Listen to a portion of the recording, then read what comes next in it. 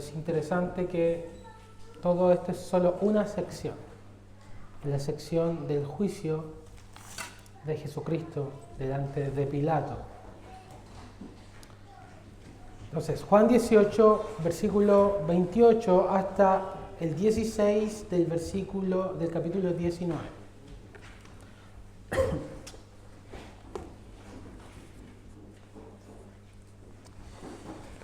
Habiéndolo encontrado, damos lectura a la santa palabra del Señor. Llevaron a Jesús de casa de Caifás al pretorio. Era de mañana, y ellos no entraron en el pretorio para no contaminarse y así poder comer la Pascua. Entonces salió Pilato a ellos y les dijo: ¿qué acusación traéis contra este hombre? Respondieron y dijeron: si este no fuera malhechor, no te lo habríamos entregado.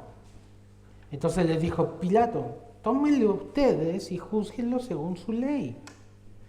Los judíos le dijeron: a nosotros no nos está permitido dar muerte a nadie, para que se cumpliese la palabra que Jesús había dicho, dando a entender de qué muerte iba a morir. Entonces Pilato volvió a entrar en el pretorio y llamó a Jesús y le dijo: ¿eres tú el rey de los judíos? Jesús le respondió: ¿dices esto por ti mismo o te lo han dicho otros de mí?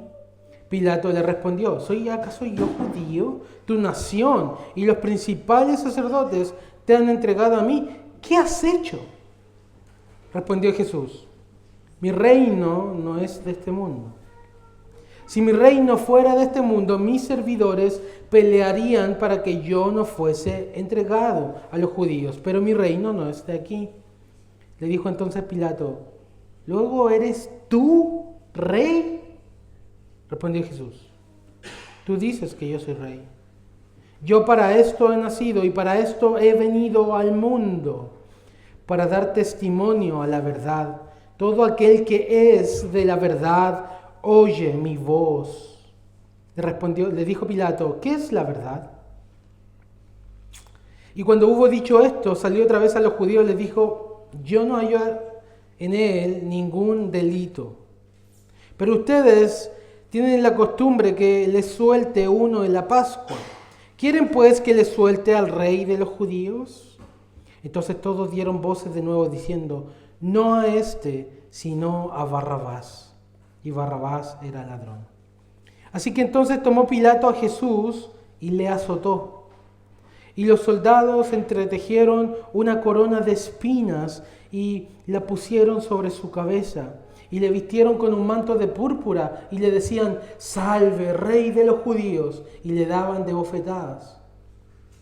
Entonces Pilato salió otra vez y les dijo: mirad, os lo traigo fuera para que entendáis que ningún delito hay en él. Y salió Jesús llevando la corona de espinas y el manto de púrpura. Y Pilato les dijo: he aquí el hombre. Cuando le vieron los principales sacerdotes y los alguaciles, dieron voces diciendo: crucifícale, crucifícale. Pilato les dijo: tomadle ustedes y crucifíquenle, porque yo no hallo delito en él. Los judíos le respondieron: nosotros tenemos una ley, y según nuestra ley debe morir, porque se hizo a sí mismo hijo de Dios. Cuando Pilato oyó decir esto, tuvo más miedo, y entró otra vez al pretorio, y dijo a Jesús: ¿de dónde eres tú? Mas Jesús no le dio respuesta. Entonces le dijo Pilato: ¿a mí no me hablas? ¿No sabes que tengo autoridad para crucificarte y que tengo autoridad para soltarte? Respondió Jesús: ninguna autoridad tendrías contra mí si no te fuese dada de arriba. Por tanto, el que a ti me ha entregado, mayor pecado tiene. Desde entonces procuraba Pilato soltarle, pero los judíos daban voces diciendo: si te sueltas, no eres amigo de César. Todo el que se hace rey, a César se opone. Entonces Pilato, oyendo esto, llevó fuera a Jesús y se sentó en el tribunal en el lugar llamado el Enlosado y en hebreo Gabata. Era la preparación de la Pascua y como la hora sexta. Entonces dijo a los judíos: «He aquí vuestro rey». Pero ellos gritaron: «Fuera, fuera, crucifícale». Pilato les dijo: «¿A vuestro rey he de crucificar?». Respondieron los principales sacerdotes: «No tenemos más rey que César». Así que entonces lo entregó a ellos para que fuese crucificado. Tomaron pues a Jesús y le llevaron. Amén. Padre nuestro, Señor de los cielos y la tierra, nuevamente estamos delante de tu palabra. Hemos llegado hasta este punto de la lectura de tu Evangelio en Juan, donde vemos a nuestro bendito Redentor, a nuestro amado Jesucristo, magullado y herido,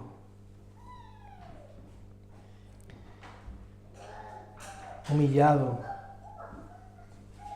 abofeteado, Señor, y entregado a la voluntad de un procurador injusto y de los líderes religiosos sedientos de sangre. Permítenos una vez más, a pesar de todas nuestras limitancias, pecados, a pesar de todo, Señor, nuestras debilidades, permítenos, te rogamos que nos permitas, que nos des ojos para ver en medio de esta sangrienta tortura. Ayúdanos a ver tu gloria. Ayúdanos a ver tu amor.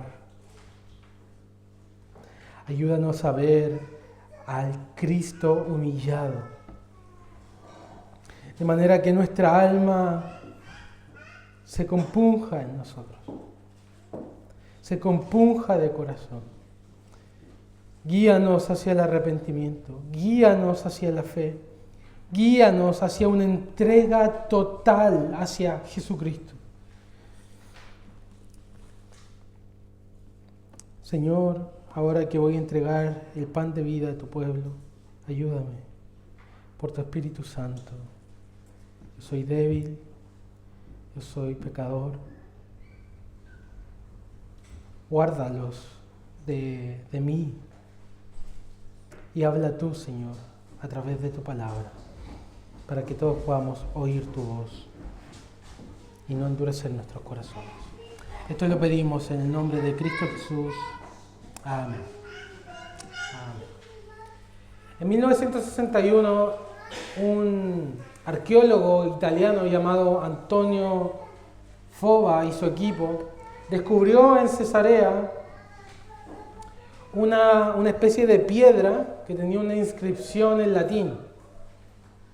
Esta pieza arqueológica tenía las siguientes palabras escritas: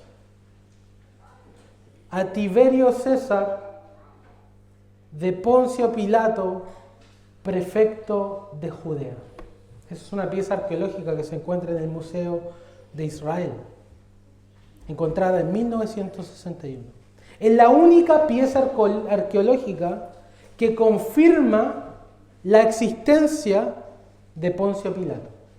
No quiero malinterpretarme o que me malentiendan. Poncio Pilato se creía en su existencia porque habían escritos. Había gente que había escrito acerca de Poncio Pilato, pero no había ninguna prueba arqueológica de eso. Y en 1961, Antonio Fava y su equipo encuentran esta inscripción donde ubica justamente la existencia de Poncio Pilato en el tiempo de Tiberio César, que gobernó entre el 14 y el 37 después de Cristo. Lo que ubica a Poncio Pilato exactamente en el tiempo de Jesucristo. Es decir, la pieza arqueológica que se encontró confirma los relatos del Nuevo Testamento acerca de que Jesucristo y Pilato vivieron en la misma época. Coincide exactamente con el relato de los evangelios. Entonces nosotros vemos en este pasaje cómo Jesucristo ahora es llevado delante de Poncio Pilato, el procurador romano, el prefecto de Judea, y es juzgado, es sentenciado, y también vemos los sufrimientos de Jesucristo. El Señor es rechazado por las fuerzas políticas, por las fuerzas religiosas, y finalmente es llevado hacia su crucifixión. Así que este pasaje lo podemos dividir en el juicio de Jesús, el sufrimiento o la pasión de Jesucristo y finalmente su sentencia. Lo primero que nos dice el pasaje es que los judíos llevan a Jesús a Pilato. Y dice que se presentan muy de mañana en el pretorio.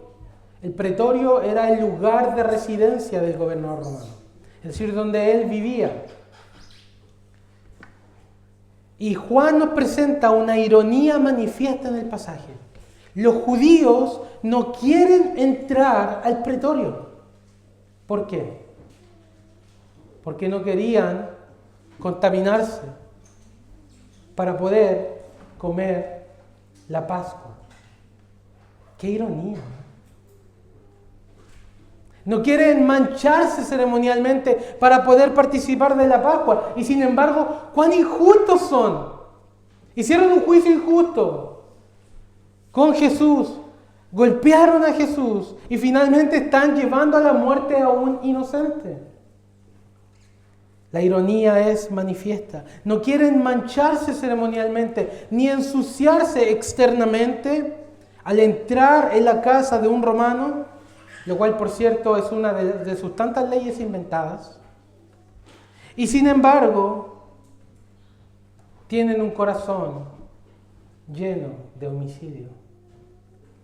Puros ceremonialmente, pero llenos de inmundicia en su corazón, llenos de envidia, llenos de odio, llenos de injusticia, limpios por fuera, sucios por dentro.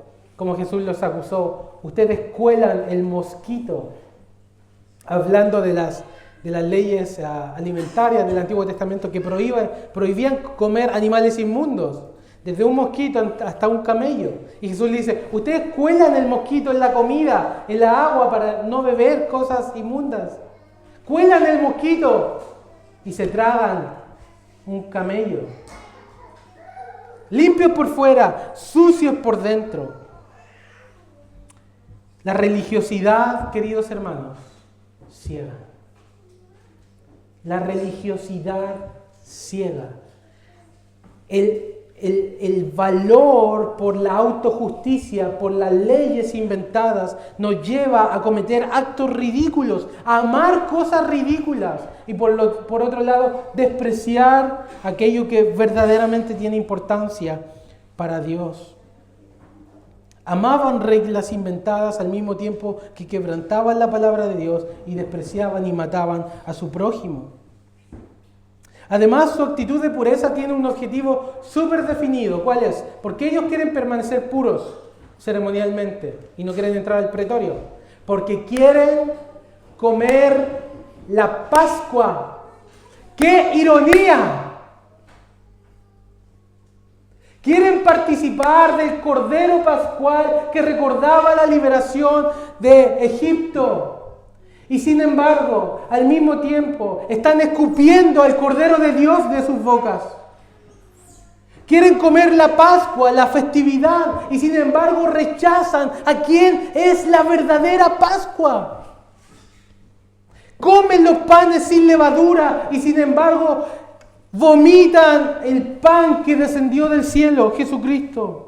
Pintan sus postes y dinteles, pero rechazan la sangre que verdaderamente los puede salvar. Hermanos, la religiosidad ciega al hombre. de lo que es verdaderamente importante, de lo que es verdaderamente esencial. Jesús. Y nos lleva a abrazar otras cosas, otras reglas, otros salvadores, tan ridículos como no entrar en la casa de un romano. Como si Dios abominara que entráramos bajo el techo de un romano. Pero Dios no abomina que vivamos bajo el techo de la envidia y del odio. Como si Dios aborreciera que tengamos cercanía con ciertos tipos de personas, pero no aborreciera que tengamos cercanía con el pecado. Ese es el camino de la hipocresía. No si Dios está muy preocupado de nuestra vida pública, de nuestra externalidad, de nuestros rituales y ceremonias. Pero Dios no está preocupado de lo que amamos, buscamos, descansamos y en lo que se deleita nuestro corazón. Esta es la ironía de la hipocresía. La paradoja de una vida de contradicción, por lo cual no habrá excusa en el día del juicio.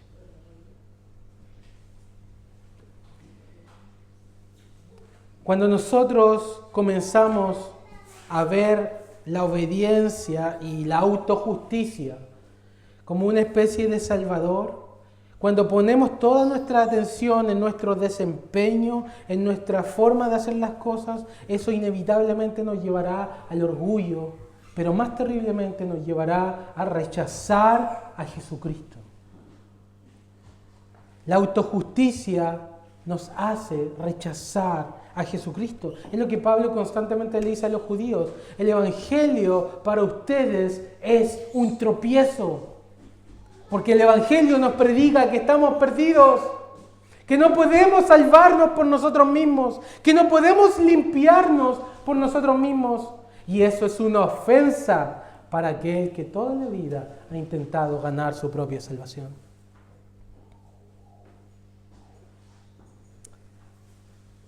La religiosidad te llevará a rechazar a Cristo, a valorar lo externo y menospreciar lo interno.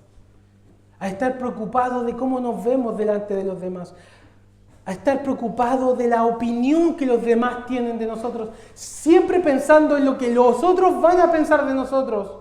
Pero cuando estamos en secreto, no, ahí no nos importa.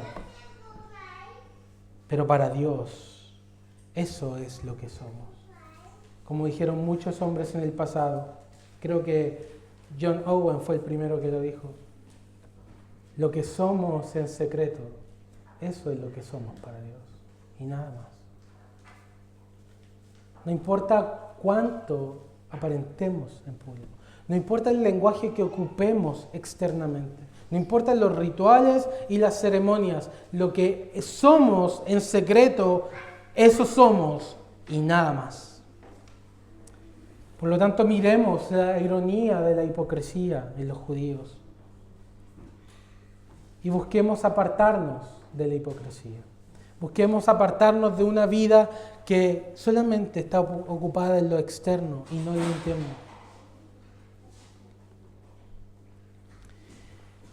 Pilato, al traerse Jesús, pregunta acerca de la acusación como cualquier juez. Es de pura lógica. ¿Cuál es la acusación? ¿Cuál es la acusación que traen contra este hombre? Versículo 29. Ellos dicen, no, bueno, si no fuera malhechor, no lo hubiéramos traído. Bueno, júzguenlo ustedes según su ley. ¿Qué tengo que ver yo con eso? Y entonces los judíos dicen algo que está en consonancia con el contexto. Ellos no podían ejecutar, no podían aplicar la pena capital a nadie porque estaban bajo el dominio romano. Por lo tanto, Roma se preservaba el derecho de la pena capital. Y ellos querían que muriera, pero no podían ellos matarlo. Entonces lo llevaron a Pilato. Y ellos, los judíos, querían específicamente que Jesucristo fuese crucificado. Ellos querían que fuese crucificado. Ellos querían que los romanos lo crucificaran. ¿Por qué? Porque Caifás y los principales sacerdotes tenían en mente que si Jesús fuese crucificado, eso iba a ser una desacreditación del ministerio y la persona de Jesucristo, de acuerdo a Deuteronomio 21-23. El colgado del árbol es maldito por Dios. Querían crucificarlo para desacreditar a Jesús, para que todos los judíos pudieran ver que Él no era el bendito de Dios, sino que era un impostor a quien Dios había acabado por ser un blasfemo. Para que todo judío que mirara a Jesús en la cruz pudiera mirar a ese hombre colgado sobre el madero y dijera: este es un maldito por Dios, este es un anatema. Y sin embargo, qué glorioso, que ese deseo malévolo que tenían los judíos era la forma en cómo Dios iba a salvar a esta humanidad. Lo glorioso de este asunto es que la única forma en que Jesús podía acabar con el pecado del mundo era precisamente siendo colgado de un madero y siendo maldito por Dios para que nosotros pudiéramos ser benditos. Era la única forma. Los judíos quieren, por tanto, que Jesús muera, pero con motivaciones totalmente perversas. Dios quebranta a su Hijo para salvar a la humanidad. Su maldición es nuestra salvación. Como la serpiente fue levantada al desierto, versículo 32, para que se cumpliese la palabra que Jesús había dicho, dando a entender de qué muerte había de morir. Y como Moisés levantó la serpiente en el desierto, así es necesario que el Hijo del Hombre sea levantado, para que todo aquel que en Él crea no se pierda, sino que tenga vida eterna. Juan 12:32, y yo, si fuere levantado de la tierra, a todos atraeré a mí mismo. Y decía esto, dando a entender qué muerte iba a morir. Los judíos querían que fuese crucificado. Y en ese malévolo deseo de ver a Jesús de Nazaret colgando de un palo, sin embargo, Dios, a través de eso, usando precisamente eso, dio a luz la salvación de la humanidad. Como Pablo dice, Cristo fue hecho por nosotros maldición para redimirnos de la maldición de la ley. Y en Cristo Jesús alcanzásemos la bendición. Los judíos pensaban, aquel que es colgado del madero obviamente no es el bendito de Dios. Obviamente no es el Hijo del bendito, porque está en un madero, está colgado. Pero esta es el gran misterio de la cruz, que precisamente quien está colgado ahí es el bendito de Dios, haciéndose maldición por ti y por mí. ¿Se dan cuenta de eso? Juan, con un pincelazo en el versículo 32, nos recuerda el arco iris en medio de la tormenta. No olvides, mientras lees su tortura y ves al Hijo de Dios siendo herido, molido, que todo forma parte de un gran plan soberano de la redención de tu alma. Y en última instancia, querido creyente, lo está haciendo por amor a ti. Para que se cumpliese la palabra. Ellos lo están matando, pero Él se está entregando. Ellos lo torturan, pero Él te está salvando. Ellos lo están hiriendo, pero Él te está sanando. Ellos le están crucificando y sin embargo, en último término, es Dios quien lo ha puesto en ese madero para dar vida eterna a todos los suyos. Es a través de ese madero maldito que la bendición de la humanidad nace para ti y para mí. Pondera, por lo tanto, por un momento tus pecados a la luz de ese madero. Pondera tu vergüenza. ¿Crees realmente que tus pecados merecen la ira y la maldición de Dios? Al mirar tus pecados en el día de hoy, al mirar tus faltas, tus rebeliones, tus mentiras, tus idolatrías, tus adulterios, tus codicias, al mirar esas cosas, esas negras cosas que habitan en nuestro corazón, ¿creemos realmente que Dios tiene una sentencia contra nuestro pecado y su sentencia es maldito? ¿Creemos realmente eso?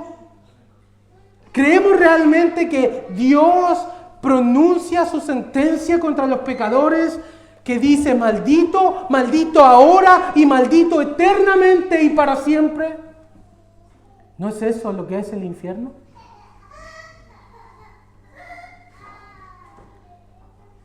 Pero qué glorioso pasaje, porque nos muestra esa sentencia de maldito ahora y por siempre, que caía sobre tu cabeza, puesta en el sublime Hijo de Dios, que te amó y se entregó a sí mismo por ti. Ese es el costo de tu salvación. Cristo está llevando tu nombre, tu maldición, tus pecados, hecho por ti maldición, para que tú tengas perdón, alivio, vida eterna, comunión con Dios por siempre. Ese es tu Salvador. Y en un sentido, todos somos Barrabás. Nosotros leemos el pasaje, Barrabás es preferido por sobre Jesucristo. Barrabás era un ladrón, un homicida, un sedicioso. Pero Juan quiere que veamos esto. Mira como un justo está poniéndose en lugar de un injusto. Mira como un culpable está siendo liberado a través de la masacre de un inocente. Todos nosotros estamos ahí representados, porque todos nosotros somos injustos y hemos quebrantado la ley de Dios. Pero Jesús se ha puesto en nuestro lugar. Y esa es nuestra mayor esperanza. En la primera conversación de Pilato con Jesús, el gobernador le entrevista y le comienza a hacer preguntas. ¿Eres tú rey?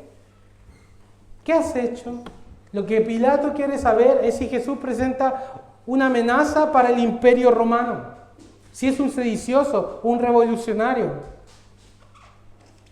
Y lo más interesante es que Jesús responde efectivamente que sí es un rey y que tiene un reino y Él reina por los siglos de los siglos. Y vemos al hombre más poderoso de Judea, al prefecto de Judea, enfrentarse al Rey de Reyes y Señor de Señores. ¿Eres tú el Rey de los judíos? ¿Qué has hecho? Y Jesús responde, mi reino no es de este mundo. Eso significa que el origen del reino de Dios no está aquí, en las estructuras que este mundo tiene, sino que viene de arriba, no es de este mundo. Si mi reino fuera de este mundo, mis servidores pelearían para que yo no fuera entregado a los judíos, pero mi reino no es de aquí. El reino de Dios se ha acercado a este mundo a través de Jesucristo, pero su origen no es terrenal y su avance no es a través de la fuerza. No es a través de la pelea. Entonces, ¿de qué se trata su reino? El versículo 37 lo dice. Yo para esto he nacido, para esto he venido al mundo, para dar testimonio a la verdad. Todo aquel que es la verdad oye mi voz. En otras palabras, su reino se trata de la revelación de la verdad, que tiene un profundo impacto en aquellos que la oyen. Esa verdad tiene que ver con Jesús. Su reino es el gobierno soberano y espiritual manifestado en la persona de Jesucristo, cuyo origen es divino y se establece por medio del anuncio de la verdad, que es Cristo, y transforma interiormente a quienes creen en Él, no imponiéndose por la fuerza, sino simplemente recibiéndose por la fe y por el amor. Ese es nuestro Rey, el Rey Jesucristo. La revelación de la verdad. Para esto he nacido. Para esto vine y nací en un pesebre. Para esto he venido al mundo. Para hablar de la verdad, dar testimonio de la verdad, revelar la verdad de Dios a la humanidad. Y súbitamente Pilato pregunta, ¿y qué es la verdad? Y termina el interrogatorio. Una pregunta sin respuesta. Pero Juan quiere que nosotros veamos una respuesta. ¿Qué es la verdad? Juan 14:6. Yo soy la verdad. Jesús es la verdad. ¿Qué es la verdad? Aquí está, delante de tus ojos. Breves aplicaciones de esto. Primero, no pongas tu esperanza en la política. ¿Te has fijado cuando son las elecciones y pierde el candidato que queríamos que ganara y de repente nos embarga así como una frustración, así como una tristeza, como una desesperanza? Nuestro Rey está por sobre las instituciones de este mundo. No pongan la esperanza en la estructura ni las cosas de esta creación, porque el reino de Jesucristo no es de acá.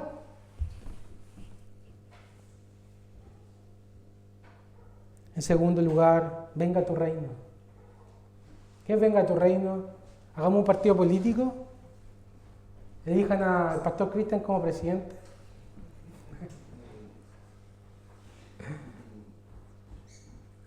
El avance del reino, fíjate, no es a través de la fuerza, de las armas. Mi reino no es de aquí. Si mi reino fuera de aquí, yo tendría gente que pelearía conmigo, pero no es de acá. El avance del reino es a través del testimonio de la verdad. ¿Cuán importante es para ti y para mí el reino de Dios? El avance del reino de Dios.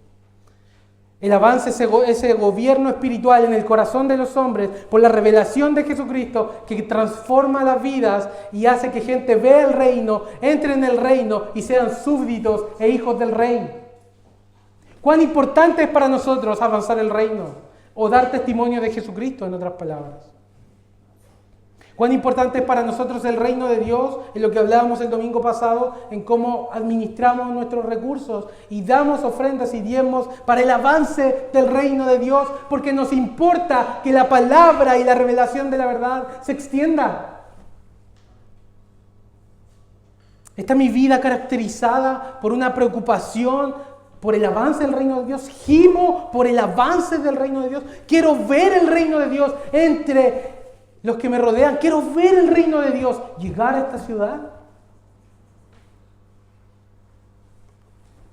¿O estamos preocupados simplemente porque el color político que nos gusta gane? Con eso estamos conformes. No pongas tu esperanza, querido, querida. No pongas tu esperanza en las cosas de este mundo. El reino de Cristo no es de aquí.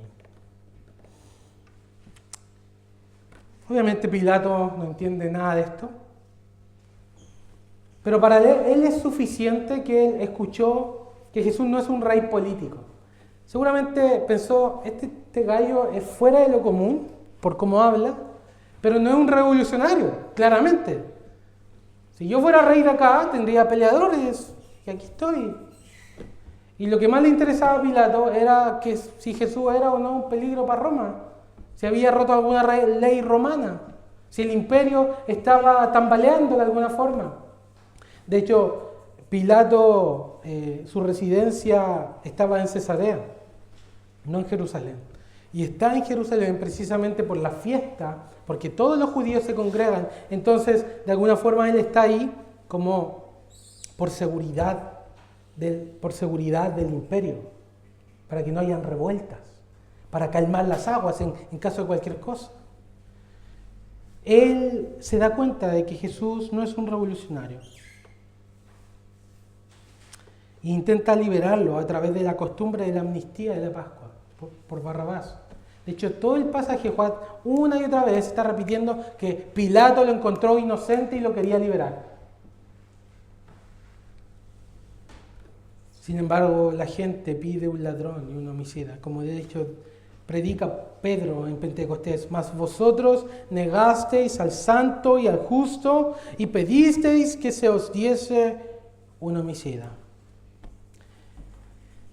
De manera muy brusca comienza el capítulo 19. Inmediatamente Juan nos dice que Pilato castigó a Jesús, brutalmente lo azotó. Ahora nosotros tenemos que entender esto, es que lo que más le interesaba a Pilato es la estabilidad de la seguridad del imperio.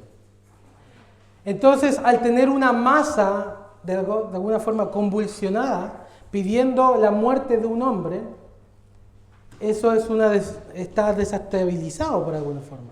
Entonces, por un lado, él quiere calmar a la masa, pero por otro lado también quiere hacer justicia. Entonces, ¿cuál es la forma que él piensa que puede satisfacer la masa de judíos y al mismo tiempo no matar a Jesús? Castigarlo brutalmente. Y después de hecho lo presenta. Esa es una imagen, hermanos. Ya vamos a llegar ahí. Los azotes de romanos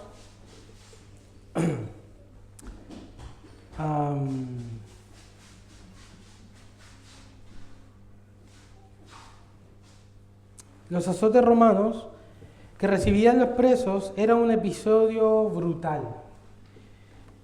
Se usaba un látigo de varias correas y en las correas, en la punta de las correas, se incrustaban piezas de hueso o de metal. Y se azotaba al prisionero, esto es contexto histórico, y se azotaba al prisionero hasta que los soldados quedaran cansados de azotarlo.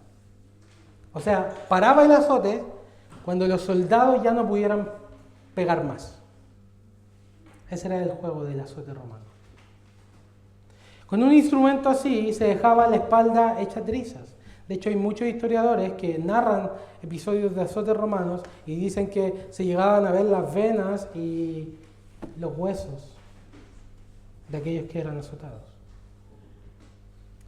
El azote romano dejaba al preso al borde de la muerte, lo cual explica por qué Jesús no podía cargar su cruz. El Salmo 129:3 dice: sobre mis espaldas araron los aradores e hicieron largos surcos.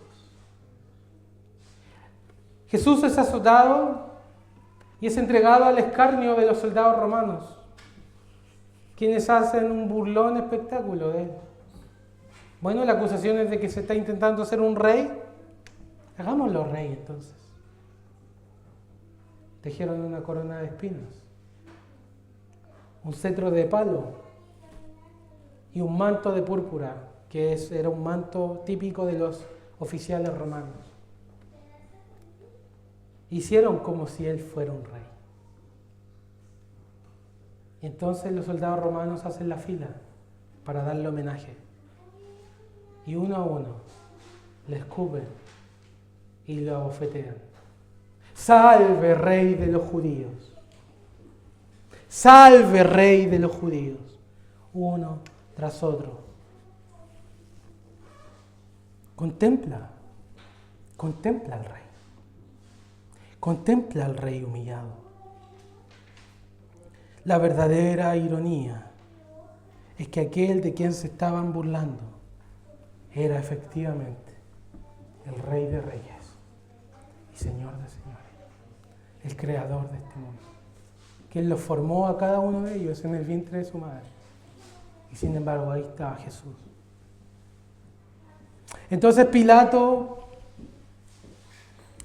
lo presenta a Jesús, versículo 4 del capítulo 19. mirad, os lo traigo fuera, para que entendáis que ningún delito hay en él. Y salió Jesús llevando la corona de espinas, el manto de púrpura. Y Pilato les dijo: he aquí el hombre. En una visión penosa, Jesucristo estaba magullado, hinchado, sangrando y completamente humillado delante de todos. He aquí el hombre. En otras palabras, aquí está. Este es el acusado, mírenlo. He aquí el hombre.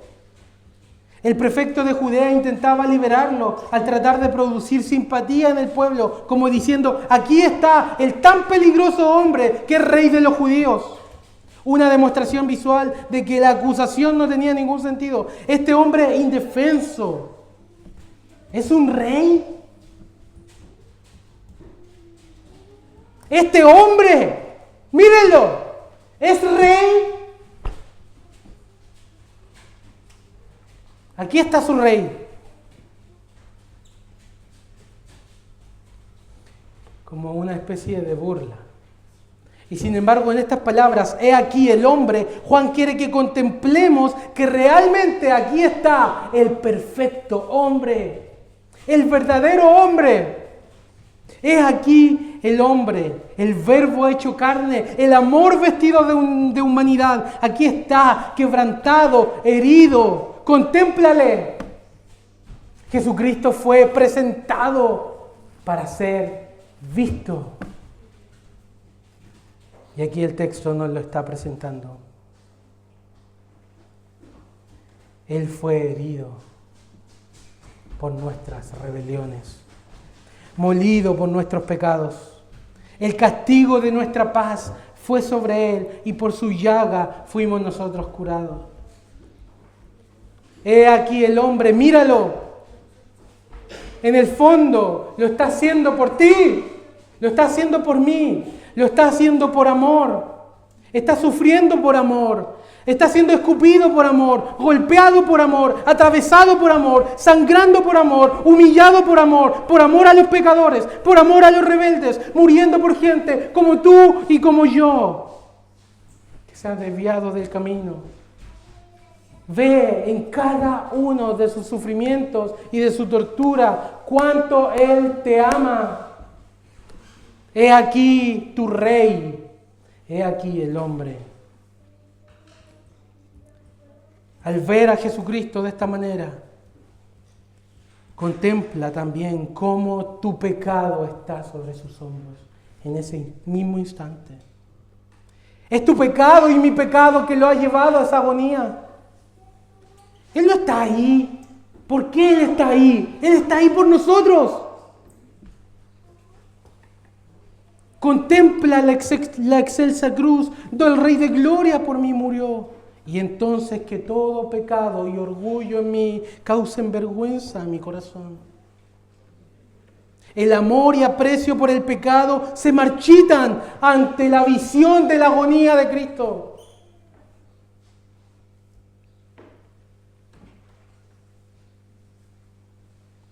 Querido, ¿ves cuán terribles son nuestras rebeliones? ¿Ves lo que merece nuestro pecado? ¿Ves el costo? ¿Ves lo que costó nuestra salvación y la vida eterna? Al ver al Cristo herido, ¿qué veo? ¿Qué veo al ver a Cristo así? Veo a un hombre, y más que un hombre, que nació en este mundo, al Hijo de Dios, unigénito del Padre, que estaba en el seno de Dios, el Verbo de Dios, que creó este mundo y por el mundo por él fue hecho, que se hizo carne, nació en un pesebre pobre, creció en una familia pobre, no tenía donde recostar la cabeza, sanó ciegos, sanó paralíticos, levantó gente, dio esperanza a los desesperanzados, dio esperanza a madres, dio esperanza a padres que habían perdido a sus hijas, a personas con tremendas enfermedades y aflicciones durante años. Dio perdón, dio vida eterna. Veo al bendito Hijo de Dios siendo molido y torturado por amor a mí. Eso es lo que veo al ver al Cristo herido. Por lo tanto, deja que entre en tu corazón esta visión. Deja que entre en tu corazón cuánto Él sufrió. Porque solo así podrás de manera real odiar tu pecado y apartarte de tu vida vana. En un sentido, todos nosotros también hemos escogido el pecado por sobre Cristo. Hemos escogido a Barrabás. Cuando nos han presentado, ¿cuántas oportunidades, hermanos, en situaciones se nos presenta? Confía en Cristo, descansa en el Señor, Él es tu todo, Él es tu Salvador. Y por otro lado se nos presenta el pecado. ¿Y qué elegimos? ¿En qué descansamos? ¿A qué le damos nuestro amor, nuestros afectos? En un sentido nosotros también decimos, ¡crucifícale! Y elegimos a Barrabás, elegimos el pecado, elegimos la injusticia. Aquí está el hombre, aquí está herido, magullado, hinchado, sufriendo, siendo obediente hasta la muerte y muerte de cruz por ti y por mí. El justo por los injustos, para llevarnos a Dios. Y aunque es presentado públicamente, los lobos sedientos de sangre no se contentarán con el azote y la humillación, quieren su muerte. Ellos dicen, debe morir porque se hizo a sí mismo hijo de Dios. Y de inmediato Pilato escucha eso de hijo de Dios y de inmediato dice el texto, tuvo más temor. Porque era un hombre supersticioso, entonces comenzó a hacerle muchas preguntas. ¿Quién eres? ¿De dónde eres? Pero él no respondió palabra. Aquí estaba cumpliendo la palabra de Isaías. Como cordero fue llevado al matadero, como oveja delante del que lo trasquila. Enmudeció y no abrió su boca. Porque Jesús no está ahí para defenderse, como muchas veces nosotros nos defendemos de las injusticias que se nos hacen. Jesucristo no está ahí para presentar una apología por su causa, para ser liberado. Él está ahí en silencio, entregándose a la voluntad de los lobos asesinos, en silencio, porque lo hace por nosotros. No se defiende, no usa su poder, sino que se entrega voluntariamente. Porque lo está haciendo por ti, porque te está mirando a ti, porque me está mirando a mí. Y por eso Él guarda silencio.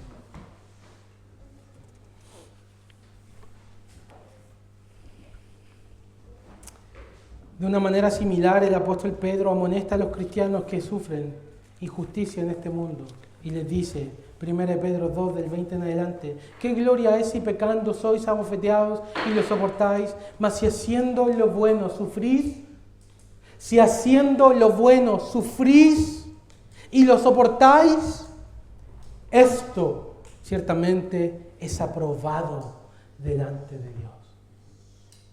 ¿Cómo reaccionamos ante la injusticia?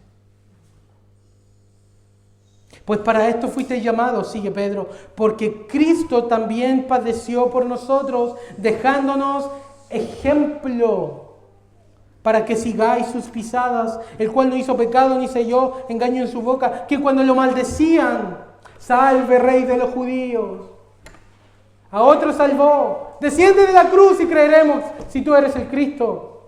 Quien cuando le maldecían, no respondía con maldición. Cuando padecía, no amenazaba. Encomendaba la causa al que juzga justamente. De la misma manera, cuando nosotros suframos injusticia de Dios, debemos recordar el juicio de Jesucristo delante de Pilato. Y debemos confiar y encomendar nuestra causa a Dios y dejar de intentar hacer justicia por nuestros propios medios.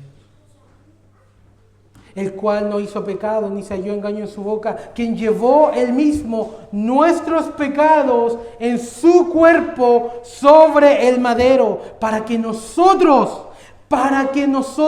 estando muertos al pecado, obvio queridos,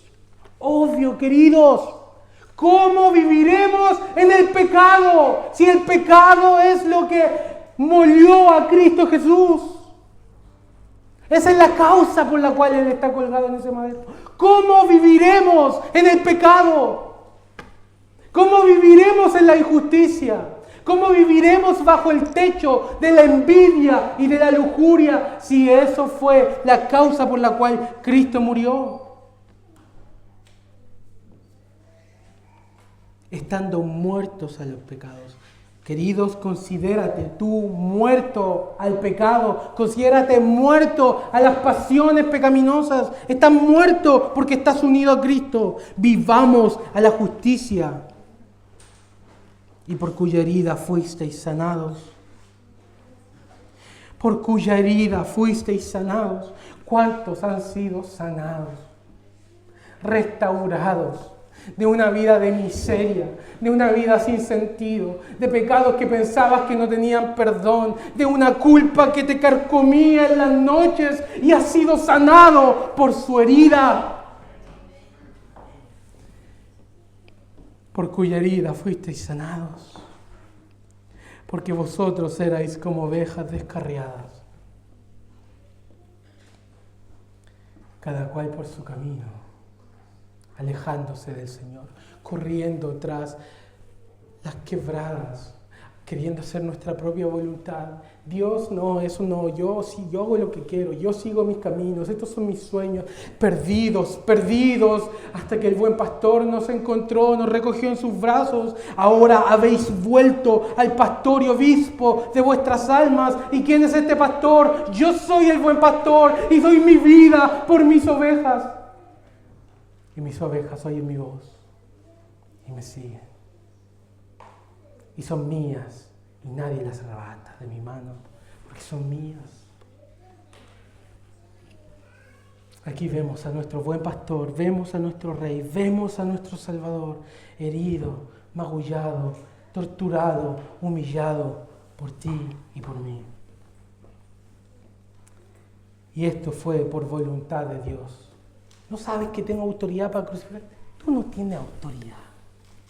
La autoridad se te ha dado dada de arriba. Todo lo que tú haces es por el plan soberano de Dios para salvar a la iglesia presbiteriana de Chiloé 2000 años después.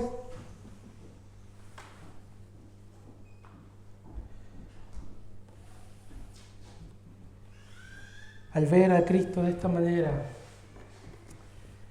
yo espero, queridos, que realmente nos apartemos de nuestro pecado y pongamos toda nuestra confianza solamente en Él. Finalmente Jesús es sentenciado.